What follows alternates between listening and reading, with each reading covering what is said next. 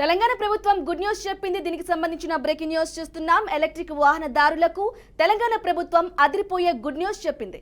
2026 చివరి దాకా అన్ని రకాల ఎలక్ట్రిక్ వాహనాలపై రోడ్డు ట్యాక్స్ ను మినహాయిస్తున్నట్లు ప్రకటించింది. రాష్ట్రంలో కొనుగోలు చేసి అన్ని ఎలక్ట్రిక్ వాహనాలపై రిజిస్ట్రేషన్ ఫీజు 100% మినహాయింపు ఇవ్వాలని సీఎం రేవంత్ రెడ్డి సర్కార్ నిర్ణయించింది. ఈ మేరకు ప్రభుత్వం కీలకమైన విధానపరమైన నిర్ణయం తీసుకుంది. రాష్ట్రంలో కాలుష్య నియంత్రణే లక్ష్యంగా ఈ కీలక ప్రకటన చేసింది.